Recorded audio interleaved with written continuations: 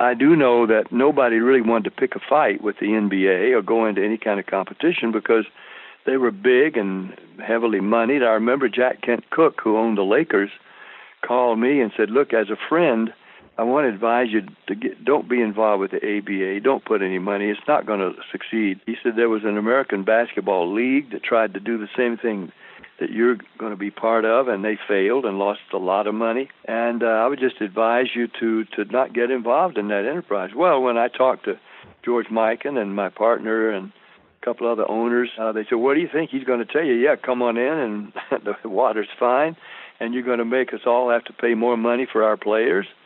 He was just discouraging you. Well, I really think, looking back, Jack Kent Cooke was trying to give me some good advice because the league did not wind up succeeding, but we made some great contributions like the three-point play. There was no three-point play, a three-point shot until the ABA, and there was no George Gervin that anybody knew, and no Dr. J, for goodness sakes, Julius Erving. I mean, these players came into the NBA through the ABA. Welcome to Good Seats Still Available, a curious little podcast devoted to exploring what used to be in professional sports. Here's your host, Tim Hanlon. Yes, again, the dulcet tones of Corey Coates. Yes, introducing us to another fun-filled and exciting episode in our little podcast journey that we like to call Good Seats Still Available. Yes, the curious little podcast journey that is focused on what used to be in professional sports. Thank you for coming by, stumbling across our little podcast, giving us a listen, especially during the holiday weeks. We're dropping this episode on Christmas morning, 2017, and we certainly appreciate your doing so and absconding from your family and friends for an hour and change to listen in our little treasure trove of forgotten sports history. And we think we're going to delight you to no end this week because we are joined by a very special guest. Yes, the inimitable, the legendary entertainer extraordinaire, Pat Boone is our guest. And our excuse to talk with such a legendary entertainment figure who's been at it from the mid-1950s all the way through today and going very strong today, mind you, and you will hear. Pat is not one to rest on his laurels nor be bored very easily. Our excuse to chat with Pat is, of course, his ownership of the American Basketball Association franchise, the one of the charter franchises, as a matter of fact, of that league in 1967 called the Oakland Oaks. Yes, they played in the Oakland-Alameda Coliseum Arena for 2 seasons, 67-68 and 68-69. And those 2 seasons could not have been more diametrically different. And that's just part of the story, right? So the team literally was the worst team in the 11 franchise ABA in its first season, and we'll find out why. And literally went from worst to first, winning 60 games plus the ABA championship the following season, culminating in the championship run in 1969. But as you will hear in our chat, not necessarily gangbusters at the gate, and through a whole sort of series of events, Pat Boone and his ownership stake went through some trying times, shall we say, as did the franchise, and in many respects, the personal finances of Pat Boone were challenged and certainly in trouble, literally because of this franchise. And we'll hear some of the harrowing stories and, frankly, some of the fun and exciting moments of that ownership journey with our guest, Pat Boone, the legendary Pat Boone, coming up in just a couple of seconds. Stay tuned, please. But before we get to our conversation, we want to remind you that our sponsors this week, as they have been for a couple of weeks now, are our friends at sportshistorycollectibles.com. And if you didn't get that special gift that you were hoping for under the tree or in your stocking or, the spin of the dreidel, whatever it is, or whatever the excuse that you're supposed to get presents this holiday season, the chance to make amends exists now. And we encourage you to check them out at sportshistorycollectibles.com. And there you will find a treasure trove of items, paraphernalia, brochures, and ticket stubs, and programs, and media guides, and pennants, and you name it. There's all kinds of fun stuff from teams and leagues that some of which still exist, but frankly, a whole bunch that do not, for whatever reasons, which is obviously our little our little penchant here on this show. And we think we found a kindred spirit at sportshistorycollectibles.com and our friend Dean Mitchell there. And of course, if you go to said site, sportshistorycollectibles.com, and enter the promo code GOODSEATS, you're going to get 15% off your purchase. So what better way to spend some of that holiday cash or make amends for that gift that you just didn't get that you were hoping you were going to get, but somehow your family, your friends, your loved ones just didn't get they just didn't get the memo. Your chance to make up for that is to go to sportshistorycollectibles.com, enter the promo code GOODSEATS, get your 15% discount and some fun stuff in the realm of forgotten sports history. It's yours for the taking. Give it a try. sportshistorycollectibles.com. Thank you, Dean Mitchell and friends, and we appreciate your sponsorship, and we look forward to more in the new year for some fun promotional stuff that I think we'll have for our listeners coming up. Okay, so let's not waste any more time. Again, our very special guest and our great conversation with the one, the only, Pat Boone.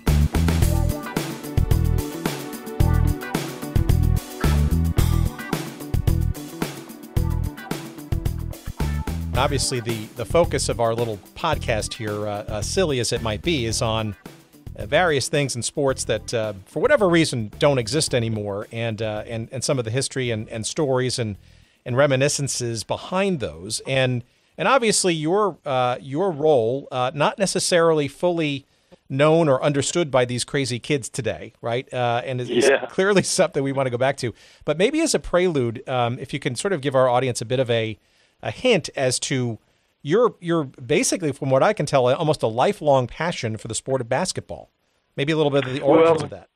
All actually basketball, football, tennis, and baseball. Those, and then eventually I became quite a racquetball and sometimes squash devotee. But any kind of sport that requires running and in which you get a lot of exercise while you're having fun, and the physical benefit as well as the physical demand is just coincidental to the game. I've always loved. I mean, I broke my collarbone in high school on our baseball team, sliding into second, and then I broke my nose playing basketball in high school. A guy's head bashed into my nose while I was defending him. And then I had a wire mask on me so I could play the remainder of the games for the season. And this one time I grabbed the ball, intercepted the pass, turned around, whirled, and shot at what I thought was the basket, and it was the mask on my face. What I thought was the rim of the basket was actually part of the mask to protect my broken nose. But I was competent in all of those sports: tennis, basketball, golf, racquetball, and whatever I've left out. And so I played all those sports and loved them all. I was captain of the baseball team and a good hitter. And the first couple of times at bat, even when I was in grade school, I hit a home run first time at bat, and next time I got up, I hit another homer, and the next time they walked me. Imagine walking you in the 8th grade. But I've had some great sports thrills, even in cricket, and certainly in basketball.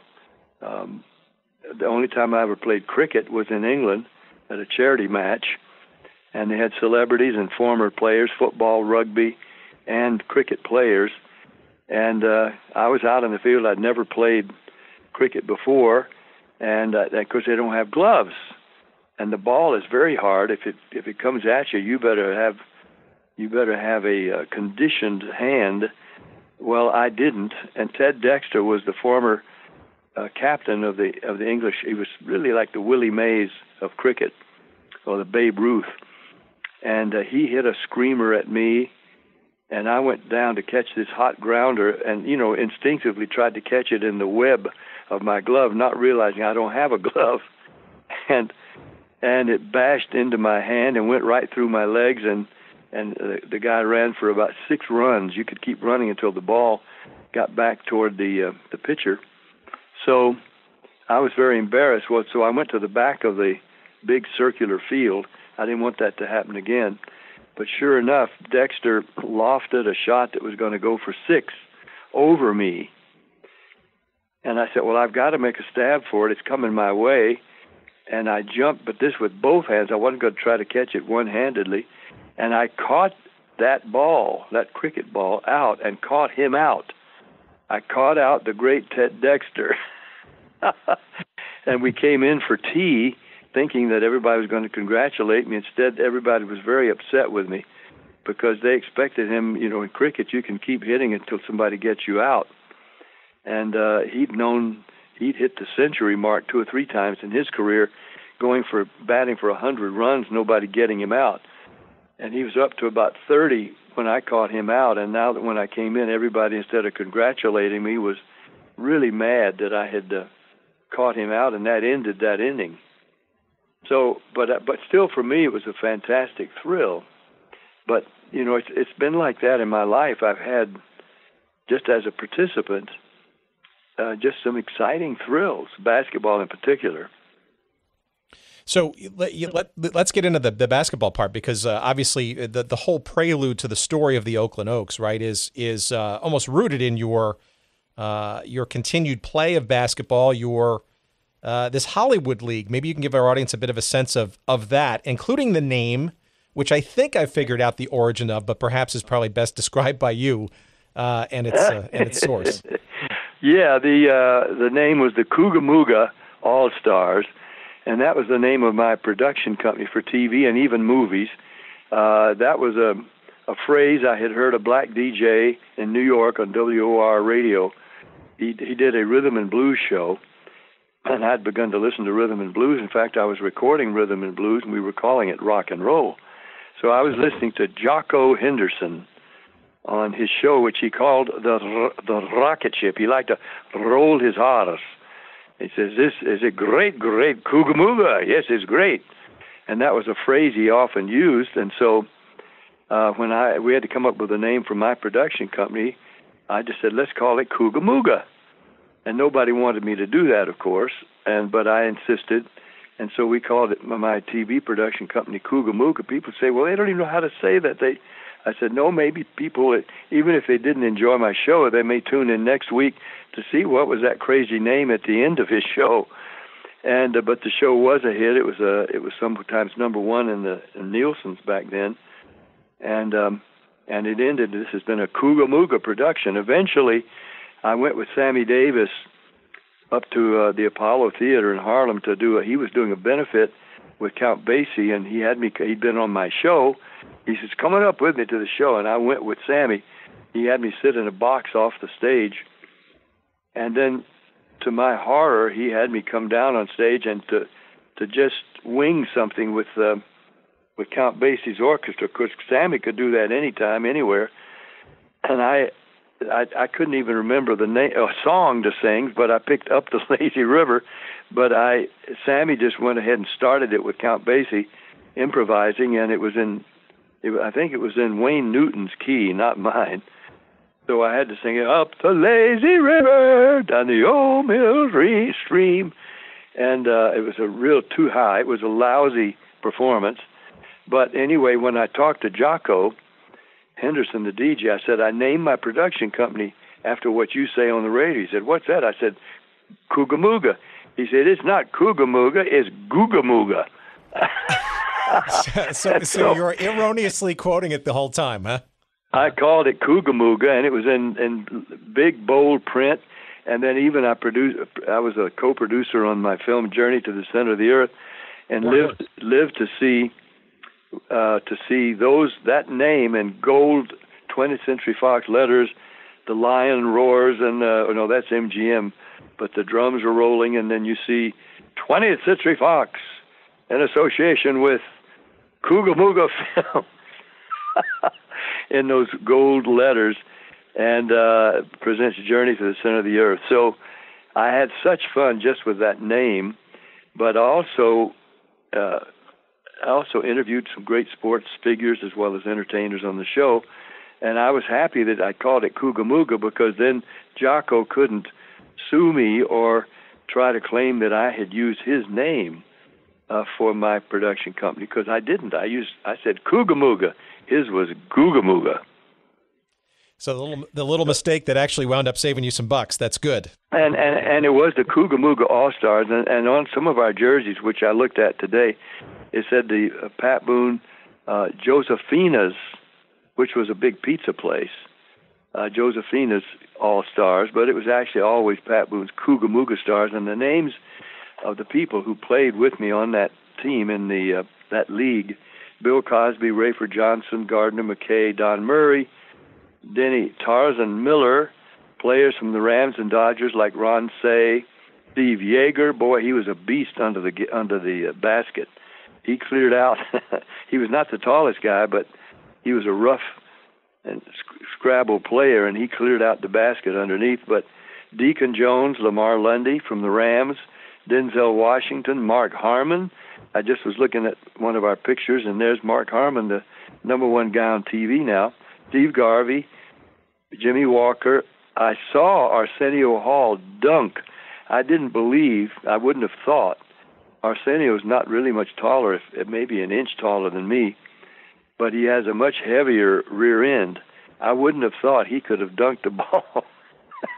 But I saw him do it, and I saw Jimmy Walker shoot a three-pointer from half court. And so we started him the second half and found out that he couldn't ever do it again in his whole life.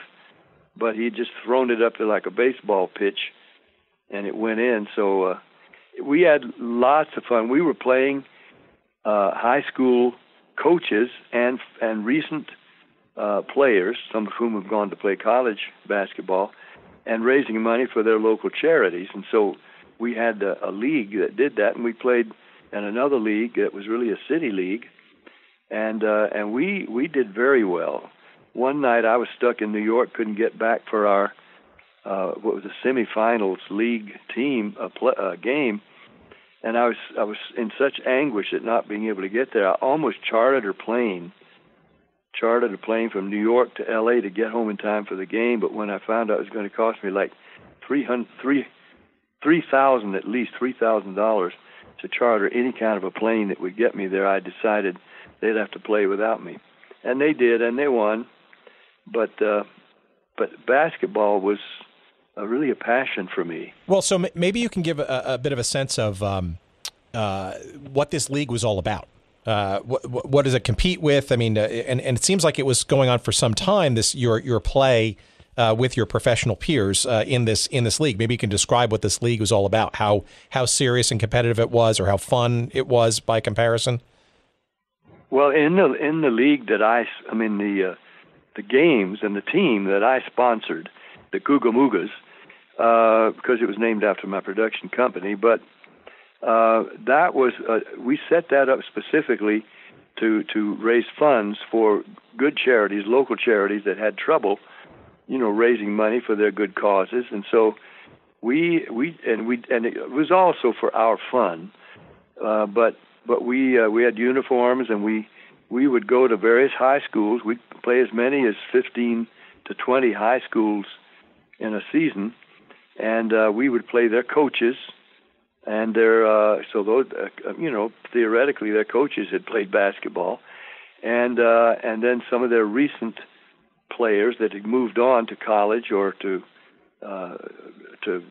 even some other teams, but we had some really running, good, high-scoring, fun games, and because these were in some cases entertainers, we always found ways to have laughs too.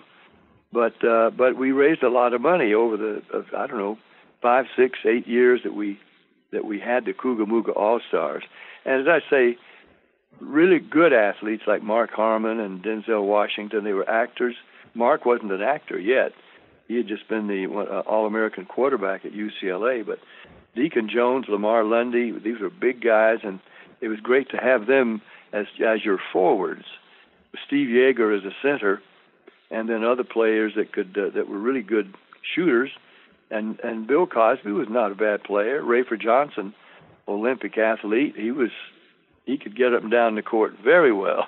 And so I was in hog heaven playing with these fellow entertainers, but also entertainers who loved the sport. and we're good at it. So take us back to the mid to late 1960s, right? So, and I'm assuming that this your play was going on at that time. This was the basketball stuff. But in addition to your career, right at the time, you're touring with the family. You've got a couple of albums out. You've got a couple of movies out. I mean, you're steady as she goes with the career. I notice, for example, things like The Perils of Pauline, and The Cross and the Switchblade, and this is sort of all going on around the time that this American Basketball Association thing is stirring about. But perhaps before we get into that step, perhaps a couple of remembrances of any of those projects, or what your career was like at that time. Obviously, you're still hitting the charts. You got a bunch of songs and albums out. I think even, if I'm not mistaken, if my homework is correct, there's actually a song that I was quite taken with, which was your last pop charting hit in 1969. So this is about the time of the Oaks, called "July You're a Woman," right? Written by John Stewart of the Kingston Trio, and he of a couple of pop hits in the 70s himself. Maybe a little bit of an understanding of what your career was like at that time, and maybe why even this idea of possibly getting involved in a pro basketball ownership scenario was even a remote possibility in your mind. Well, yeah, you've done some nice homework. I was always very active, always with my finger in 5 or 6 pies at a time, because I was eclectic in my interests, but also talented enough to do well in music. Was having hit records, and I continued to record right through the 60s into the 70s. Bear Family Records, that does incredible work at collecting all the records that an artist may have performed, did a whole 10 CD set of these are 10 CDs, over 300 songs in the 50s. And then they did another whole set like that of my songs in the 60s. I think it was 8 CDs then, but still couple of hundred recordings. And so I was recording country and pop and gospel and patriotic, and I just was loving recording. But at the same time, I was making the occasional movie. The Perils of Pauline started out to be a TV series. When it didn't sell, we just lengthened it and made a movie of it. And I just was constantly involved in things like that. But as for fun, I always stayed in shape, and I worked out in the gym and swam and rode my bike and all. But I looked for excuses to play basketball, and we had that league and the Cougar All-Stars. So when the ABA started up, there was a friend of mine. I considered him a friend. Turned out he was not a great friend, but he interested me in becoming one of the owners of the Oakland Oaks in the newly formed American Basketball Association, and we could have the Oakland franchise. And I was not going to invest money in it. I knew it was speculative, but still I was very intrigued. And he said, "Look, I'll give you 10% if you'll let me call you the president of our team, our group." He was putting together some other investors. So I said, "Sure, I'll take 10%, and you can call me the president." And we did that, and it turned out eventually that he and I were the only investors. But we put together a great team, except that the NBA and Frank Muley of the Warriors wouldn't let Rick Barry, whom we had signed as our lead player, they got a court order injunction against Rick playing for us because he had signed the reserve clause, which even if he decided not to play for the Warriors, he would owe them one more year whether he liked it or not. Our lawyers, the ABA lawyers, and they were very expensive and should know what they were talking about, decided that the reserve clause was restraint of trade, preventing a performer like Rick, who was an all-star anyway, from playing where he wanted to play. And he had finished his contract, and the reserve clause should not have been kept him from coming to us. But the court, which the case came to court in San Francisco. So guess what? The local judge decided that he had to sit out the season or play for the Warriors. So Rick decided to sit out the season. He did not play for the Warriors, and he just sat on our bench, a highly paid player, as our color man, a color announcer. And we lost, we finished last of 11 teams. The next year, when he could play, we won the championship. And the only problem was we weren't attracting enough customers and fans to come to our games to make it profitable. We were really losing a lot of money. And yet we had developed not only and won the championship, but we had great players like Doug Moe and Larry Brown, who both went on to become great coaches. Great coaches in the case of Larry, and I think Doug too. And then we had some good players like Jelly Tart, we called him, Laverne. And then there was I think his name was Warren Armstrong. He changed his name to Jabali. And, of course, there was an incident that occurred you may have read about or know about where he was very competitive, said he learned to play on the cement courts in Chicago or somewhere, playground ball, and was where it was very rough. And he stomped a guy in the head on a fast break. I think he tripped the guy and then stomped on his head as he went by. And he had to be benched. And it was quite a cause celeb there for a week or so. But actually, we won, I think, 16 games in a row. We won the first championship by a professional basketball team on the West Coast before the Lakers did. And yet, it was a money loser up until that point. And I was very, very fortunate that a man named Earl Foreman, a banker and lawyer, flew out to San Francisco to meet with our banker at Bank of America and said, I want to buy the Oaks, want to move them to Washington. We're going to put together a sports conglomerate. How much? And the startled banker gave him a figure of several $million, and which was very, by today's standards, very low, but then it was, and then an unproven league. So he said, I'll take it, and I want a $20 million line of credit. I want to put together a football team, a hockey team, and a couple other teams, soccer team perhaps, and for these wealthy lawyers and doctors back in the Washington area. So they moved Rick Barry and the Oaks to Washington, D.C., named them the Washington Caps. After that, the Caps were moved to Virginia. They became the Virginia Squires, and then the league folded. And Rick went to the Nets for, I think, a season, and then back to San Francisco. He was reunited with Frank Muley and the Warriors for a season or two, but, of course, he had played his best ball already. But, boy, what a competitor Rick Barry was. And now he has had 4 sons that all played pro ball. He had great genes as well as skills.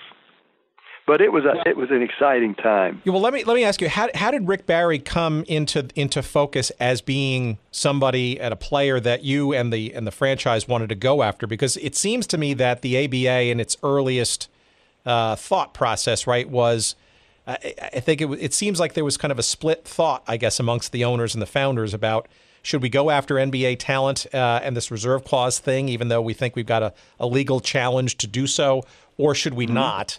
And obviously, it seems like, I think, in the first year, the Oaks, were really the first. Obviously, Rick didn't play that first year, but getting him to sign from the NBA, you were truly, I think, the only one of the 11 franchises that started that actually was successful in getting a big marquee name like a Rick Barry. Why Rick? Yeah, and why that strategy?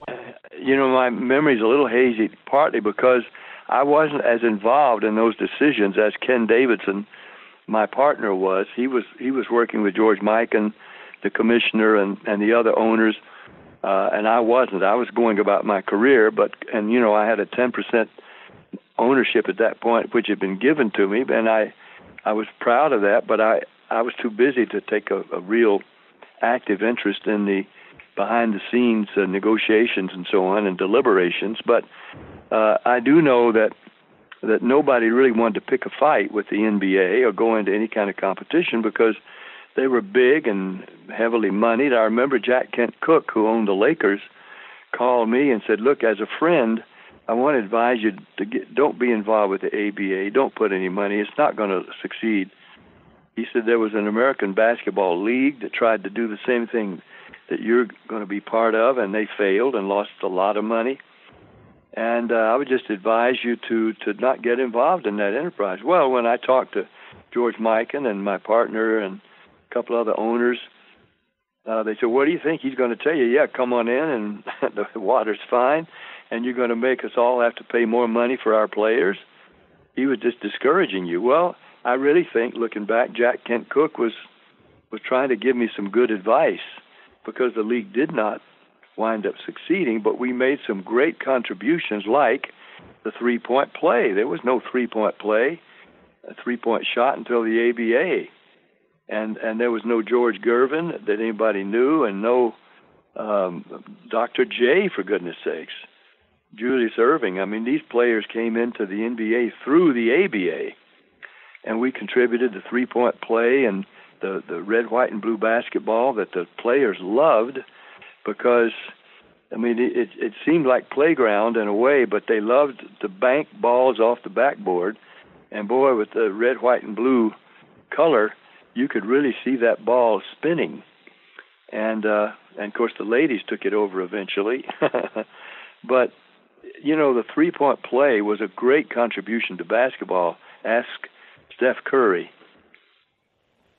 Certainly. Oh, no doubt. And there's so many, you know, wild stories, but also just quality play. I mean, up and down and offense and clearly the NBA at that time, I think, and maybe even the years after, certainly could have used that kick in the butt to kind of sort of make the product a little bit more interesting and fan-friendly. And yeah, there was more of a formula play and different types of defenses and offenses and that everybody seemed to use, but the ABA gave a lot of freedom to players who could come flying through everybody with no play, very improvisational, and score big. I mean, Dr. J, there's never been anybody quite like him, although there have been some players who could suspend themselves in the air like he did, and certainly Michael Jordan. But Dr. J was electrifying to watch, and some of the other players were too. And it was just a wide open, almost like a playground kind of game, where there weren't so many set plays. It was just, how can I get the ball to the person who can get it in the basket, or how can I get there myself? And so it was a rough and tumble, exciting game to watch, and of course to play in. And when we were introducing this three-point play, we were in L.A. Sports Arena with the L.A. Stars, and we were showing the press, you know, this new thing, the three-point play from 23 feet out, and so I was shooting some myself because I was a point guard, and I had to learn to shoot from outside because I couldn't jump with guys that were taller. So I was making more of the three-point shots than some of the other guys were because they weren't used to shooting from that far out.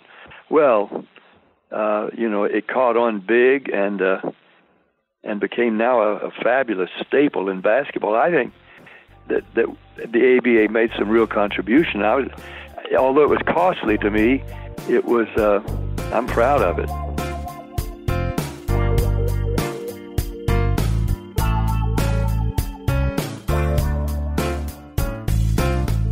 Okay, friends, sorry for the interruption. Just wanted to quickly remind you that today's episode of Good Seats Still Available is brought to you by our friends at Audible, the premier provider of digital audiobooks with over 180,000 titles to choose from in just about every genre you could think of. Audible titles play on iPhone, Kindle, Android, and more than 500 devices and MP3 players for listening anytime, anywhere. And for a limited time, my audience can listen to a free download of any book that they choose, as well as get a 30-day free trial when you go to audibletrial.com/goodseats. That's audibletrial.com/goodseats. And you can choose from over 180,000 titles, as we said, including one that I'm listening to right now. It's called The 10-Gallon War by John Eisenberg. That's the story of the NFL's Cowboys, the AFL's Texans, and the feud for Dallas's pro football future. Another one on my list, which I have yet to download but is on my queue, that could be interesting to our audience here, is called The National Forgotten League by Dan Daly, entertaining stories and observations from pro football's first 50 years. Those are just two of the many thousands of titles to choose from, and not just in sports history, but you name the genre that you might want to listen to, and Audible's got it. By the way, two guests perhaps that we'll have on the show, hopefully sometime soon. But again, go to audibletrial.com/goodseats for your free 30-day trial, as well as your free audiobook download to try it out for yourself. Again, that's audibletrial.com/goodseats. And now, back to our conversation.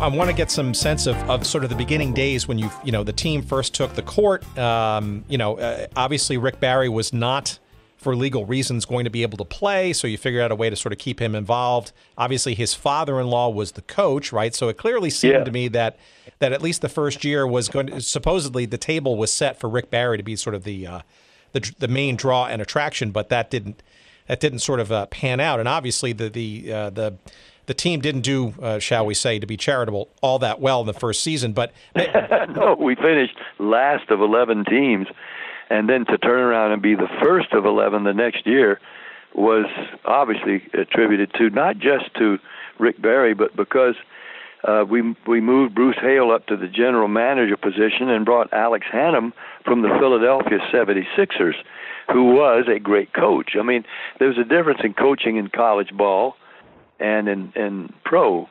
And Alex Hannum was a terrific coach, and that he fit with Rick Barry very well and all the other players. And I expect Larry Brown and Doug Moe learned a lot about coaching from Alex Hannum the seasons that we were playing together. Absolutely. I'm just really curious, when that first game happened in 1967, 4,828 was the paid attendance in an arena, right, which we've talked about in previous episodes with the California Golden Seals, which also shared the building. It seems like that Oakland proper and the brand new arena was a bit of a tough draw, I guess, and in your case, immediately having to go directly against a well-established San Francisco Warriors franchise. So I guess I'm just curious as to, you must have been some mixed feelings that first game, right? The excitement, the getting involved, the league it was the first ever game, but the crowd wasn't sort of gangbusters. And I'm just wondering what was going through your mind with this sort of new endeavor as it was getting underway. Well, I hate to tell you this, I wasn't there. I tell you, I've tried to add up how many games. Here I was, first 10% and eventually 100% owner of the team, and we won the championship. And I don't think I attended more than 10 games. And that means there was something, you've heard of scalping tickets. I don't know if anybody ever paid something like $200,000 to $250,000 per game to attend. I got a good seat right down with the players, but I was rarely at the games.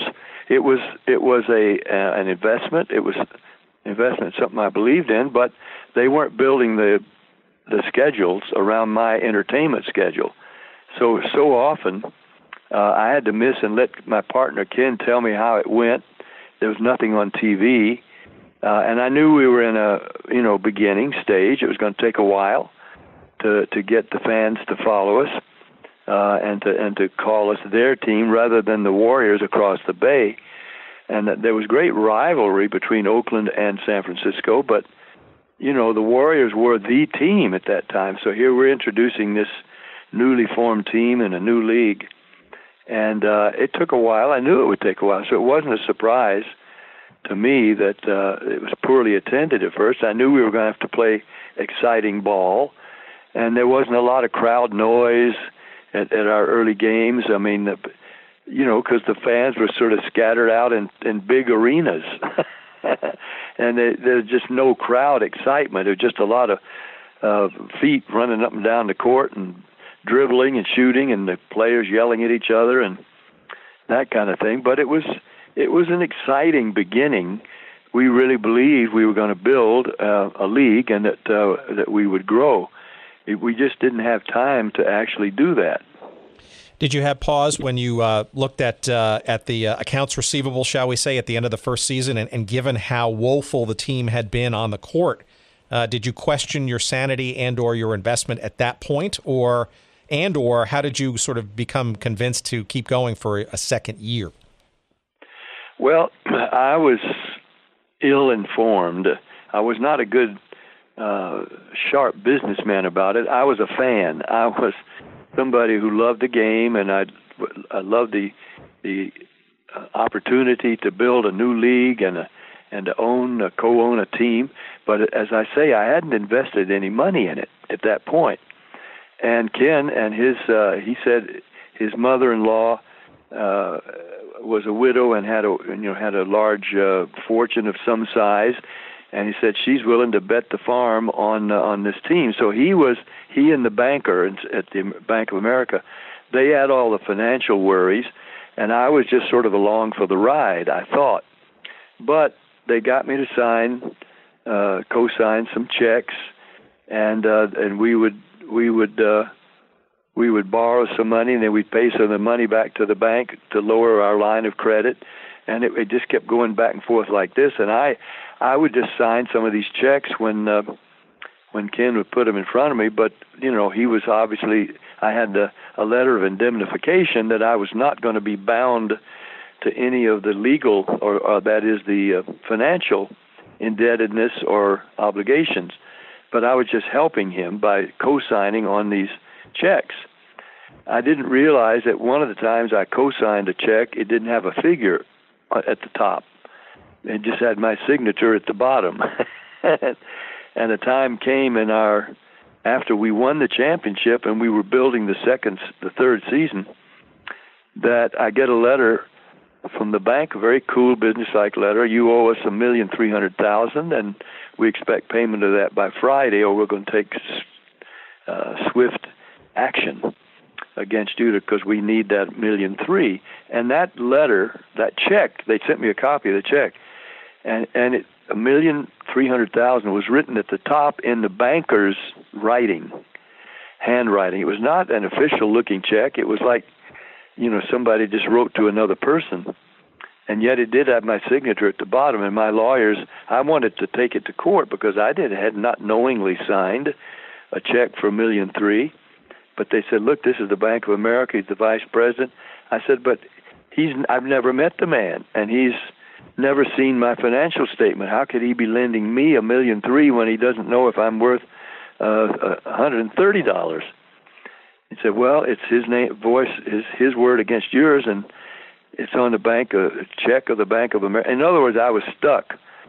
And at that point, my partner, because we had lost a lot of money, he'd gone as far as he thought he could go, he declared bankruptcy and left me holding the bag with the whole team and owing all that money.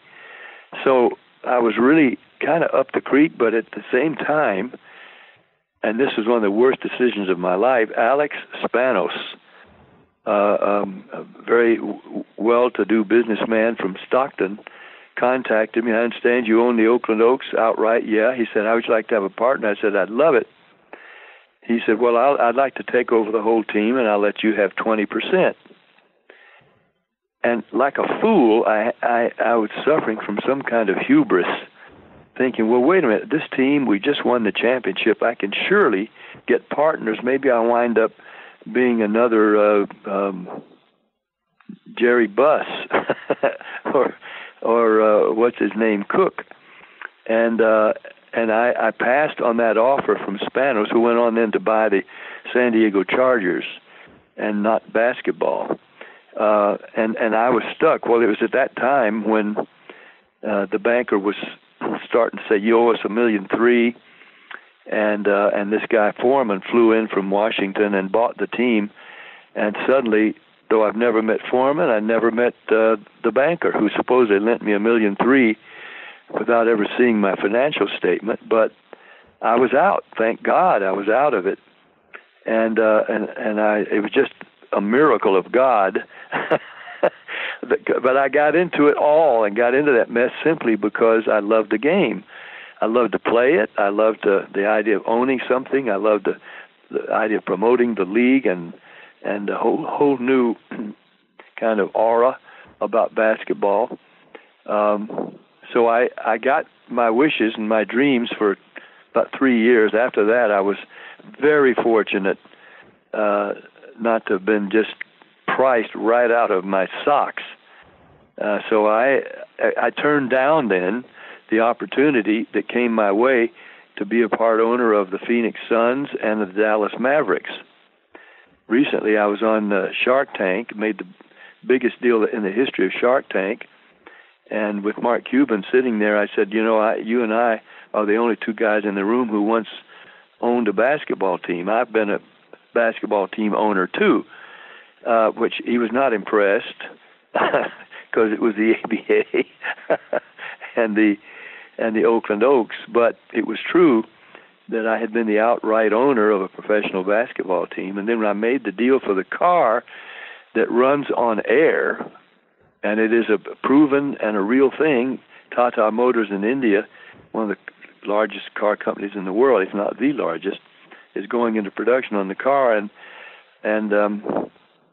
the other shark, the younger Robert Herjavec, paid $5 million, or that is committed $5 million for 50% of the first plant to be built in Hawaii of the car that runs on highly compressed air. Sounds flaky, but it's not. The inventor has 50 patents in Formula One racing, and he developed as a power and speed source highly compressed air, controlled and computer controlled, and so we made the biggest deal in the history of the show to this moment. But Herjavec went to Dancing with the Stars and got really serious about his dance instructor. His marriage broke up, and he's never given me the courtesy of a call to cement the deal that we shook hands on. So now I'm going a different route with the air car. It's the future. It's going to happen, but not with Robert Herjavec. I got shark bit. But that's because I'm kind of a plunger, I guess. I mean, I don't always investigate the future of something, the immediate future. I look at the distant future, what it can be. And my wife says, yeah, you see the A's and the Z's, but you don't know the rest of the alphabet in between. Well, but that's entrepreneurship, though, right? And that's not necessarily a bad thing. That's also known as vision and having a sense of strategy and maybe where things are going. And there's a lot to be said for that. And look, I've needed a good partner. I've needed a partner who really was the nuts and bolts guy. I'm the dreamer, and I'm the guy that can actually come up with some money to do something. But I need somebody who really ride herd on the investment once I've made it. Well, look, there's one thing though you can tell that Mark Cuban can't, right? And that is you actually won a basketball championship, right? And yes, and have the ring to show for it. And there's video out there that for whatever reason, I don't know why, there's a documentary that was done about the ABA that I don't think has actually seen the light of day. However, and I'm still trying to figure out why and where it might actually someday live. But there's a great interview with you, and you actually show the ring in this conversation. You can find it on YouTube, and you regale, and it's a beautiful looking ring. But maybe you want to talk about what you say. I think you talk about how expensive it was relative to how many games you went. But it is a championship ring, right? And not a lot of people can say that. It is a championship ring, and it's brass and glass, but beautiful, and it proclaims that we are the American basketball champions of 1969, and I always wanted to show it to Elizabeth Taylor because Richard Burton had famously given her a couple of big diamond rings that might have cost $800,000, $1 million. Or I wanted to show her a ring and say, Liz, I've got a ring here that costs more than any ring that Richard Burton ever gave you. This one cost me about $3.5 million, and it's brass and glass. But boy, it's historic, and I just never had that chance. I'd met Liz, but it was before I was involved with the Oaks, I never saw her after that. But if I'd known I was going to be in her company, I would have worn the ring and just had fun showing it to her. So when you look at the ring, you think about it, or you think about the team and that period of time in your life, both professionally and as a super fan and an owner. What are the emotions? Is it positive? I mean, you won a championship. That must have been an amazing thrill and hard to replicate. Do you think back about sort of those dark days and those moments when, this sort of person you never even know in the name of Earl Foreman, wound up saving your hide, so to speak? What is it? Mixed emotions? I guess it's kind of an understatement, right?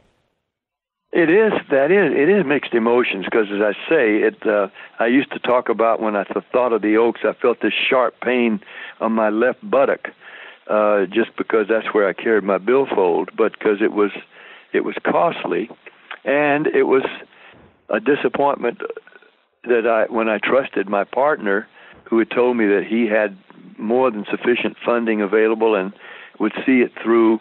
And then when he sort of participated with the banker in getting my name on a check that with no amount filled in, which when it was filled in was at least 10 times more than I thought I had assigned my name to. That was a big letdown and a big disappointment. So there were. And then the lawsuit I had after that with the Frank Muley, the owner of the Warriors, who did take me and got $1 million judgment, though we settled it for $160,000 against us, persuading Rick to leave the Warriors to play for us and sit out the season and to ignore his reserve clause. The judge in San Francisco found in Muley's favor. So all those things were disappointing to me and painful even, but when I look back and realize, hey, I was part of a historic thing, that we created a league that did succeed for a while. It made some contributions to the sport, and it's kind of a feather in my cap. I mean, I survived. It didn't turn out as bad as Jack Kent Cooke prophesied it would. He was right about the league not about succeeding, but the Indiana Pacers, the Utah Jazz, and the San Antonio teams, they did survive, and now the game of basketball is much more exciting. Here's a footnote. I don't know if you knew that I played in the CBS 3-on-3 basketball games before the NBA playoffs. I forget what the years were, back in probably about the time that I was involved with the Oaks. Just not great at keeping up with the dates, but it was 3-on-3 basketball, half court at the International Hotel in Las Vegas with an entertainer, a current pro, and a recent ex-pro. And it had I was on the court out there with Bob Cousy and David Thompson and Rick Barry, and all kinds of great, Oscar Robertson, did I say, all these players, and they were playing on TV with pros basketball for money, because the winning team, the winning threesome, was going to win $10,000 apiece, and the second team would get $7,000, and my team of David Thompson and Jerry Lucas came in second. And they called me the Galloping Gramps. I was 44 at that time, but already a grandfather. And Dave DeBuscher of the Knicks had put the teams together. And then when he found out I was a grandfather, bumped me. But I got him on the phone. I said, "What's the matter?" He said, "Well, you're a grandfather. This is serious. We're going to play. Got to play some serious tennis here. I mean, basketball, serious basketball." And I said, "Look, you put me one-on-one with anybody, any of the other players, and if I don't do very well or beat them, then bump me. But otherwise," he said, "Are you in really good shape?" And I said, "I am in very good shape." And so they had Marvin Gaye, and they had Bob Conrad, and even David Steinberg, who was short, but he knew the game and he could play. In fact, he and Paul Westphal and Sad Sam Jones of the Celtics beat me and Lucas and David Thompson in the finals This was 3-on-3 basketball, and with pros, boy. And I did score. In fact, the celebrity had to handle the ball in every turnover. You couldn't just stand around. And so I scored some. Lucas, was it Nick Lucas? No, I'm forgetting this great big forward, last name Lucas. Here I had Jerry Lucas on my team, but I went up to try to grab a rebound, and he came down on top of me, and I felt purposely bent my arm back the way it can't go and dislocated my shoulder. But the masseur got me back in the shape where I could continue to play, but I had to handle the ball in every turnover, and my left wing was wounded. But we still went on to come in second and came close to winning the whole thing. And I got $7,000 for playing on basketball, TV, for money. And if that's not a Walter Mitty fantasy, I don't know what is. But as I say, I've had a lot of great moments like that in my life, in addition to my singing and acting. Well, we got to dig in and find that. So, you think that was CBS? That was when that aired? Yeah, it was CBS 3-on-3 basketball before the NBA playoffs, and we played 2 nights, and they then they spread the games out. I think it was over maybe 2 or 3 weeks of 3-on-3 basketball before the NBA playoffs. Yeah, and you know what? If you can find that, it hadn't even occurred to me, because I forget sometimes that these things are archived, because it was on television, so there would surely have been tapes. Yeah, I think I vaguely remember it as a kid, and I got so this is great, because we would like to put this out to our audience who amazes us. Frankly, we've only been doing this for about 6 or 7 months.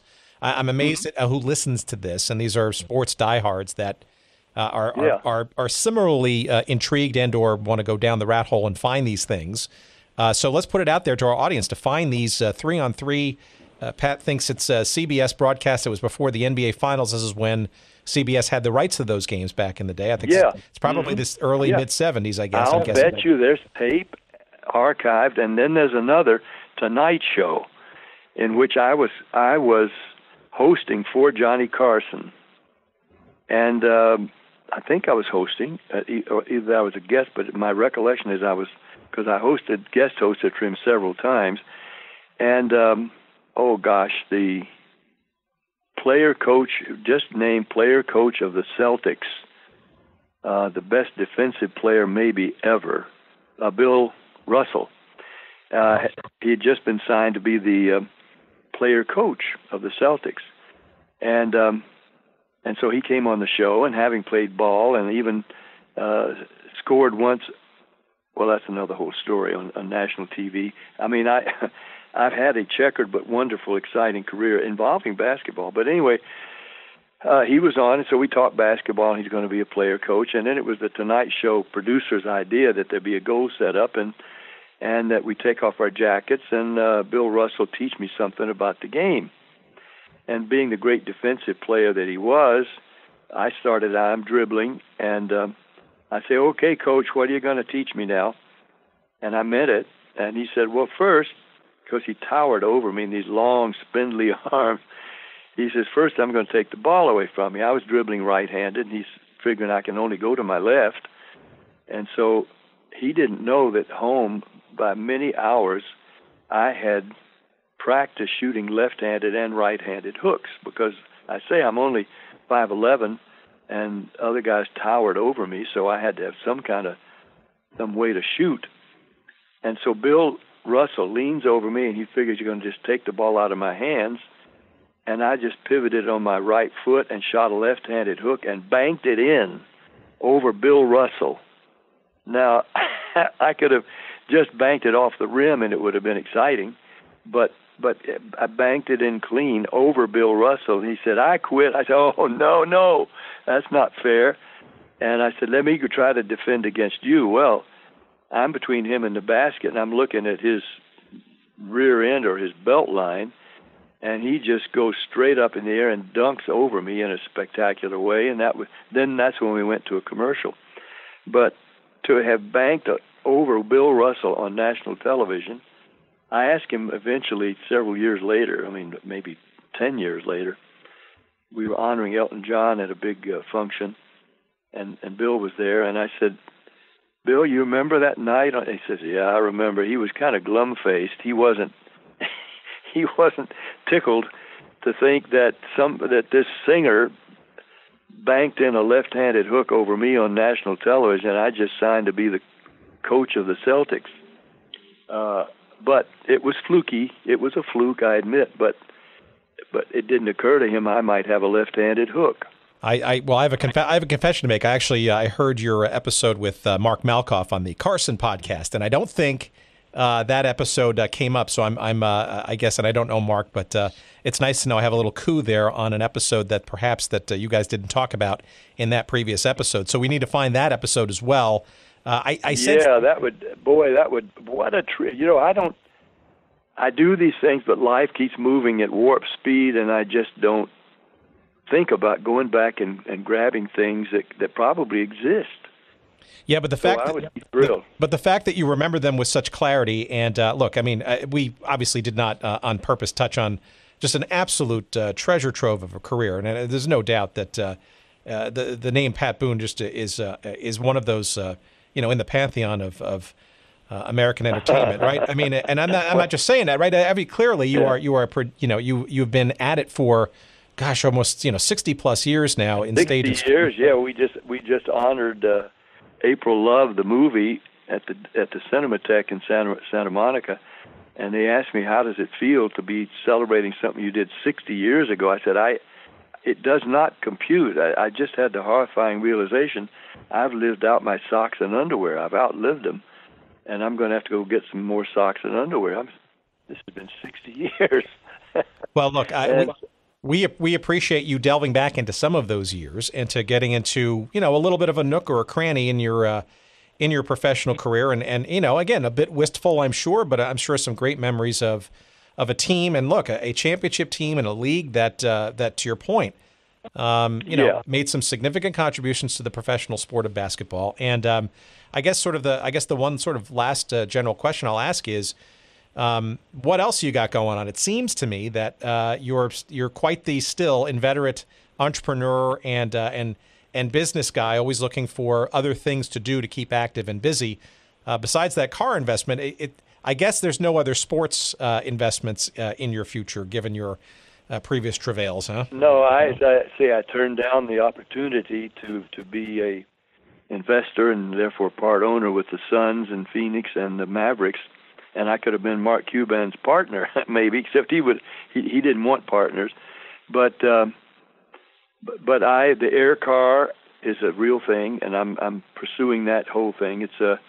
It's going to be the car beyond battery and alternative fuel cars, because, as I told the Sharks on the TV show, that there is no fuel in the world less expensive, more readily available, more environmentally perfect than air.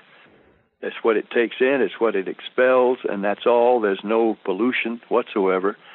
And as I say, it is a real invention, and it will power big vehicles. Right now in France, the technology, the air engine technology, is powering heavy machinery, garbage pickup trucks and things like that in use right now. So I'm going to continue to pursue that and along other channels, but it will happen, and maybe eventually people look back and say, well, Pat Boone had something to do with the marketing of the air car, and which will be as prevalent then as Fiats and smart cars and Mini Coopers are now, and a lot quieter and a lot less expensive, and when we're running out of fossil fuel.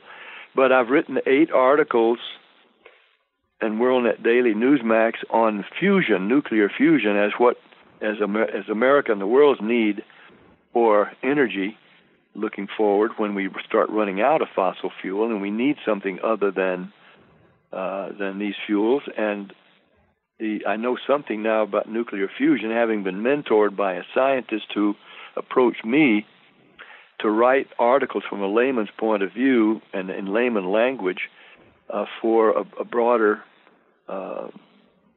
public that knows nothing about it. That we know about nuclear fission, but fusion is, we believe, a God thing. The sun is a nuclear fusion reactor, and that's where we get all of our energy in this planet from the sun, and we can replicate that, and as research will soon show, much less expensively with no negative fallout like nuclear fission, which is destroying atoms, where fusion is what it says. It's combining helium and other atoms to create massive power. So I'm involved in that, which I know sounds weird for a singer and an actor, but I've been mentored in it by scientists, so not that I am an expert, but I know enough to talk about it and write about it with their help and to try to further it for our future, because whoever controls energy in the rest of this century is going to control the world. But, there are other things that come up. I'm trying not to be involved in costly investments because I've been lucky to come out still solvent after some bad experiences, being ahead of the curve. And I won't go into enumerate all of them, but some 20 other investments that many of which have turned out to be successful, but with other people. But I just was ahead of time when I saw something coming around the bend and got involved, but it was too soon. But you're still doing some acting, though, right? I know you were in. I've done 3 faith-based films recently, and one of them, God's Not Dead 2, has been a box office success. One is Cowgirl Story, which is available on Netflix, in which I play a retired Marine chaplain, and I get to recite the 23rd Psalm, which is why I did it, because I thought it was a great opportunity, and it's a film that teenagers love because it's about teenagers. And I did the first teen musical ever, Bernadine, back at the beginning. That was my first film, way back. But then the other one is called Boonville Redemption. I want to change the title because that doesn't tell you anything about the film. I want to get it retitled Murder in a Small Town. It is a drama. It starts with the murder of a minister in his church and moves on from there, and I play old Doc Woods, the town doctor. And now I'm getting offered parts like these films I've just mentioned that only senior actors can play. and even in God's Not Dead 2, I was on a walker. I mean, here I am playing singles tennis still with a partner, and he and I are very good friends, but we're very competitive, and we play tennis on the weekends, 2 and 3 sets of singles, and we cover the court. And he's just a kid. He's only 80. I'm 83, but we play full sets of singles, and sometimes 3 sets before for over 2 hours. So I'm in good shape, and I want to stay that way. But I realize it's not time. It's somebody who was much younger than me then said he didn't even buy green bananas. So I'm not going to make long-term investments that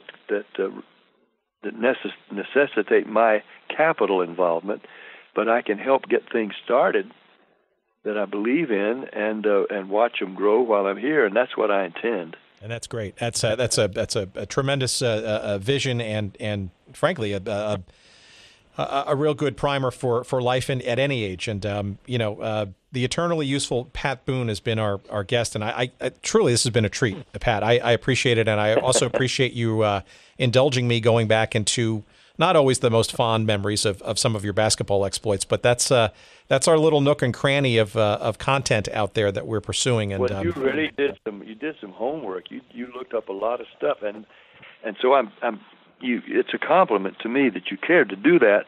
And the other thing is, if you, as a result of this conversation, come up with any of the footage that for some reason it just hadn't occurred to me, I've asked about the Johnny Carson shows, and also Carol Burnett. I was on with her the other night, and the big networks generally keep a lot of those tapes.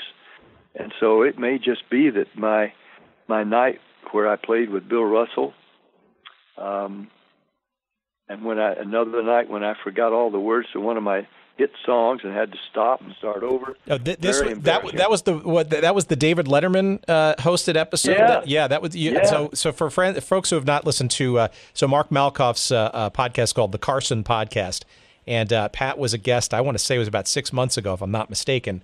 With Mark, yeah. Pat has a great story where he talks about young David Letterman was guest hosting for Johnny, and an amazing story of Pat basically forgetting the words to the song. I think not once but twice, if I'm not mistaken. It was because I knew the words. It was a #1 hit record. Everybody's going to have religion and glory, and it was a big hit. But the thought flitted through my mind that I might. Boy, we don't have teleprompter because I didn't think I needed them. But then that thought enters your mind, and I realized I'm singing the wrong lyrics right now, out of place, and I couldn't find my way back into the song properly, and I just stopped and asked Freddie DeCordova, the producer, if I could start over. But the band was still playing, and the background singers were still going, and Freddie was shaking his head no to me, but giving the go-ahead sign, keep going to the orchestra. And so I had to find my way back into the song, and once I did, again, my mind starts saying, you fool, you've just made a complete ass of yourself on national television. It's going to show tonight. And while I'm thinking that, I got lost again. And so I just barely got back into it to the end. Oh, yeah, at the last. And I come over, and Dave Letterman's standing there, and the crowd's cheering. They love to see an entertainer make a fool of himself. So they were cheering like it was something great. And when the applause began to die down, Dave said, now, folks, we have these auditions every Friday night, so if there's a song you want to try to sing, come on down. It was so terribly embarrassing, but I went back 2 or 3 weeks later with teleprompter and sang the song and did well. But I'll never forget that night, and I've looked for it because I would show it in shows I do now, concerts, because I show a good bit of video in my shows, and I like to show moments I'm really proud of, but I also feel it's only fair if I show a couple of my more embarrassing moments. Well, that's a good sense of humor. All right, so one last quick question. Do you remember maybe, did you happen to maybe be on The Tonight Show during your Oaks ownership days, or maybe other national television shows, maybe promoting the team? Do you remember any of that by any chance? I wish I could tell you I do. I don't. I was thinking of another show. It was ABC tried to combat The Tonight Show, and they went on with a late-night show, and they had me host one night. And Marcus Haynes, because I did play in some of those games with the Harlem Globetrotters, and Marcus Haynes was on. You know, he was the incredible ball handler. He could just dribble, and so he was going to show off on our show. And I was supposedly going to try to, defend him and give him a chance to go around me and over me. But it occurred to me, the dribbler that he was, he's probably going to try to come up close and dribble right between my legs and run around me and grab it on the other side. And so sure enough, when that happened, I had dropped my hand down and caught the ball as it went through my legs, turned and went to the basket and scored on Marcus Haynes. I mean, it didn't prevent him from showing off and doing everything he came to do, but I did at least show I knew something about the game, and I could do a layup. But I happened to catch the ball as he was going to bounce it right between my legs, and I caught it behind my back. So, but that was on a different show. I forget what it's called, Midnight, or it couldn't have been called Tonight, but it was called something like that, ABC. It wasn't. Was it Into the Night with Alan Thicke? No, it was. I think before that, and I just don't know what. I can't think of the name of it. I just remember that one episode. Well, it's more research I need to do, so I appreciate the homework assignment. Well, okay. Well, look, I'm glad to know that you cared that much and give me a chance to kind of relive some of those fun moments.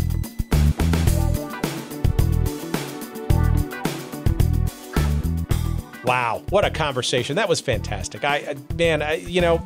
This is a legendary entertainment figure of our generation. He's been at it for 60 plus years, and the fact that Pat Boone would take an hour out of his busy holiday schedule to talk to little old me about a musty little corner in sports history, that being the 2-year ownership journey of his ABA franchise, the Oakland Oaks. I'm just flabbergasted, and I can't thank him enough for taking time, and his assistant Robin for securing his time to talk with us and regaling us in some of those stories, wistful as they may have been, and we appreciate it deeply. If you want to keep up with what Pat is doing, and as you can tell, there is no shortage of things that Pat continues to do in his career. You can go to patboone.com, and that's where you'll find everything related to what Pat is up to, whether that be recordings or performances or trips to the Holy Land, movies, you name it. Pat's working on it. So patboone.com, that's the place to go. Now, in addition to that, we want to throw it out to our listeners, as we kind of hinted at near the tail end of our interview with Pat. We got to find that video and some, of that CBS NBA 3-on-3 championship, a little series. We were able to determine that was, of course, when CBS was broadcasting the NBA, and we believe it was in the spring of 1978, and we think those vignettes were aired prior to the various playoff games and finals matches that CBS broadcast of the NBA in 1978. So good luck finding that on YouTube. Can't be found. But if anybody who can get some access to the CBS vaults and can find that CBS NBA 3-on-3 tournament that Pat was part of, along with other celebrities and pro stars, we'd love to find some video footage of that too. So let us know, and don't be shy. And one of the many ways that you don't have to be shy is to go to our website. That's goodseatsstillavailable.com. That's probably the best and most efficient place to find where we are, how you can contact us directly via email, etc. And you will also find links to all of our previous episodes and the various media, whether they be books or CDs or videos or whatever, of our various guests. And you will also find links to our various social media accounts as well. But you can shortcut that, of course, by going to our Twitter handle, which is Good Seats Still, or at Good Seats Still. You can find us on Instagram at Good Seats Still Available, and you'll find a page devoted to us on Facebook, so you can like us there. And of course, wherever you're listening to this show or downloading it from, please indeed rate and review and give us some big thumbs up and stars or whatever, and some nice commentary if you would. In those places as well. We appreciate that love. That keeps our little algorithm growing, and hopefully gets our show recommended and in front of other folks like you who enjoy this show and would like to hear more. One last thing, we want to thank our friends at Podfly Productions, of course, for their ace production capabilities. Podfly.net is the place to go if you need some podcast help or want to get started.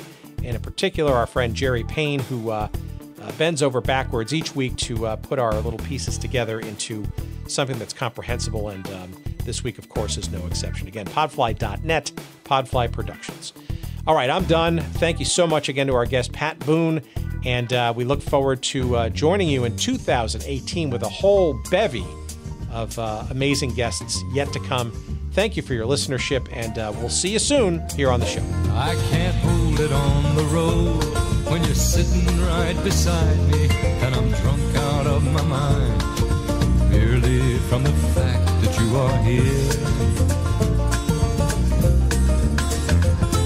And I have not been known as the saint of San Joaquin, but I'd just as soon right now pull on over to the side of the road to prove I'm not so mean. La da da da da da da. La da da da da da da. July, you're a woman more than anyone I've ever known. And I can't hold my eyes on the white line out before me and you're talking in my ear. Why, I once ran around with a gypsy girl named Shannon, the daughter of an hillbilly. It is strange that I should mention that to you. I haven't thought of her for years. La da da da da da da. La da da da da da da. July, you're a woman more than anyone I've ever known.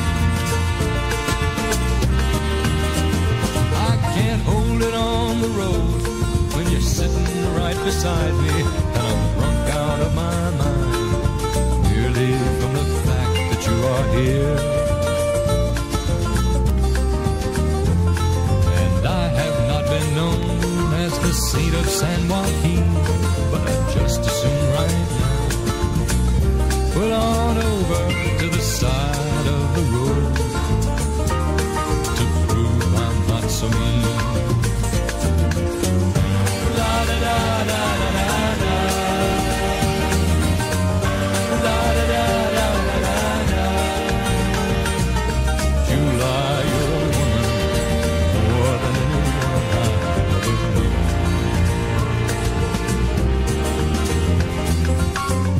La da da da da da.